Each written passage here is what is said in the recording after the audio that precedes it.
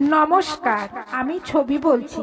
বন্ধুগণ, আজ আমি আপনাদের নিকট পিপাসিত প্রেমের তৃতীয় অধ্যায় শুরু করতে চলেছি। আজ যেন দিগ্বিজয়ের মুকুট পরে ফিরে এলো কানাই। নব উদ্যমে নিজেকে হারিয়ে ফেললো কর্মজীবনের মধ্যে। সদা প্রফুল্ল, পৃথিবীর সবকিছু যেন আজ প্রেমময়, রঙিন বলে মনে হচ্ছে। না পাওয়া যন্ত্রণা মুছে গেছে, আশার আলো ঠিকরে পড়ছে শরীরের আনাচে কানাচে। দিবানিশি তার প্রেমিকার রাধিকার নেশায় মগ্ন। নিশি শেষে ভোর হবে, আর নিত্যদিনের ন্যায় তার শরীরে বিদ্যুতের ঝলক দিয়ে যাবে রাধিকা। দৈনন্দিন কর্মের মধ্যে এটাই তার সর্বাধিক আনন্দের ক্ষণ। তাই যেন সবকিছুই আজ তার কাছে সুখের ও আনন্দের। নিঃসঙ্গ জীবনের বোধহয় সমাপ্ত হতে চলেছে। তার জীবনের নতুন আশা আকাঙ্ক্ষা নিয়ে এলো রাধিকা। রাধিকার মনও একই চিন্তা। শয়নে স্বপনে সদা জাগরণে কেবল একটি মাত্র চিন্তা তার অন্তরে স্থান করে নিল। সবই যেন কানাইময়। দিন যতই পার হতে থাকে, প্রেম ততই বাড়তে থাকে। এ যেন উজ্জ্বল তরঙ্গ। মা নির্যত সব পথের ধুলায় মিশে গেল। বিরহ ব্যথা যেন আর সহ্য হচ্ছে না। এক এক সময় ভাবে, আমিও কি শ্রীমতী রাধার মতো কানার প্রেমে ভেসে যাচ্ছি। লেখাপড়ায় মন লাগে না গৃহকর্মে। সর্বদা মিলনের জন্য ব্যাকুল হয়ে ওঠে মন। তাই বিদ্যালয় যাওয়ার নাম করে প্রায়ই সে কানাইয়ের সঙ্গে কাটাতে থাকতে লাগলো। এইভাবে দিন চলতে থাকে। রাধিকার বাবা সুভাষবাবু এর বিন্দু মাত্র টের পাননি। বিশাল ধনরত্নের অধীশ্বর তিনি। তার হিসাব করতে করতে সন্তানদের প্রতি লক্ষ্য রাখার সময় করে উঠতেই পারেননি। কিন্তু কথায় বলে, 10 দিনের চোর একদিনে ধরা পড়ে যায়। রাধিকার বলতে বেলাতেও তাই হলো। মেয়ে নিয়ে দু চার কথা সমাজের মানুষের কাছ থেকে যদিও কিছু কিছু ভেসে তার কানে এসেছে, তিনি কার্য করেন না। যেহেতু রাধিকার বড়, তার ঘরে আরো 2 অবিবাহিতা মেয়ে আছে। তাদের ছাড়িয়ে 16 বছরের মেয়ে কি এ কাজ করতে পারে? তার বিশ্বাস হলো না। কাজে রাধিকাকে কিছু বলা বিবেচনা বোধ করলেন না। একদিনকার কথা, তার বড় মেয়ে শ্যামলী পূজা করার জন্য মন্দিরে গেল। হঠাৎ কাজের হাসির গুঞ্জন শোনা গেল। আওয়াজ মন্দিরের পেছন থেকে আসছে। শ্যামলী ধীরে ধীরে মন্দিরের পিছনে গেল। গিয়ে দেখে অবাক, কানাইয়ের শির কোলের উপর রেখে রাধিকা আনন্দে হাসছে। কেউ এসেছে তাদের পিছনে দাঁড়িয়ে রয়েছে, তার বিন্দু মাত্র টের পেল না।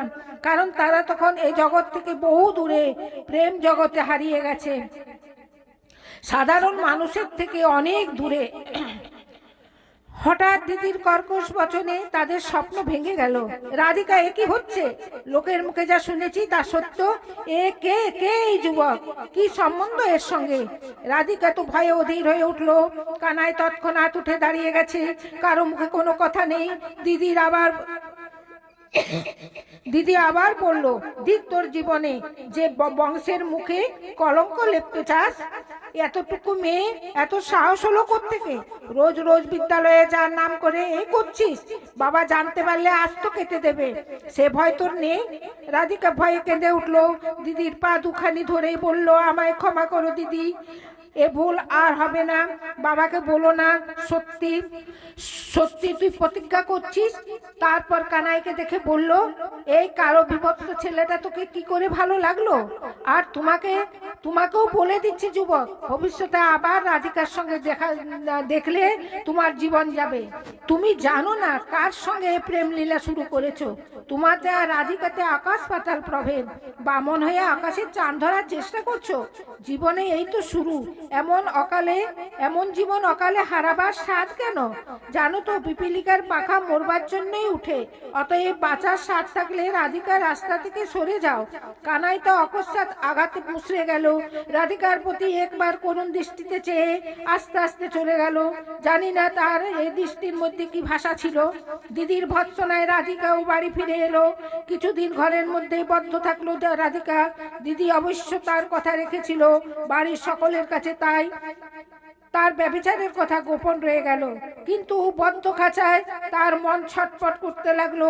একবার যে প্রেমের স্বাদ পেয়েছে তা কি জীবনে ভুলতে পারে? তাই তার হৃদয়ের চাপাপে প্রেমাগ্নিতে তিলে তিলে দগ্ধ হয়ে যেতে লাগলো নিজে।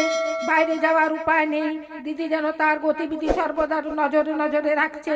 তাই মরমে মরে যাওয়া ছাড়া উপায় কি? কানাইয়ের আকুলিত আখির কথা দিদি হয়তো বোঝে না, কিন্তু সে জেনেছে তার আখির কথা, অর্থাৎ উভয়ের পিপাসিত প্রেম পূর্ণ মিলনের ভার একমাত্র তারই উপর। তাই সে বারবার মনে করতে লাগলো, এমন একটা মনের মতো বন্ধু পেতাম যে উভয়ের মনের কথা উভয়ের নিকট পৌঁছে দিত, যেমন রাধার মনের কথা পৌঁছে দিত তার বৃন্দাদুতি। হঠাৎ একদিন তার অন্তরের ব্যথার সাথে হয়ে উঠলো মেজদি গোপী।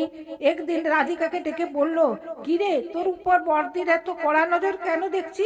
বল না কি ব্যাপার? শুনে তো রাধিকা কেঁদে উঠলো মেজদির গলা জড়িয়ে। একিরে, কাঁদছিস কেন? বল, তোর কি হয়েছে? আমার দ্বারা যদি তোর ব্যথার অবসান হয়, কথা দিচ্ছি আমি তা জীবন দিয়েও করার চেষ্টা করব। এ কথা শুনে রাধিকা একে একে তার ও কানাইয়ের কথা তাকে বলল। শুনে তো মেজদি পাথরের পুতুলের ন্যায় নির্বাক হয়ে চেয়ে থাকলো তার দিকে। রাধিকা বলল, বলো দিদি, কি করলে আমাদের মিলনের পথ খুঁজে বের করা যাবে?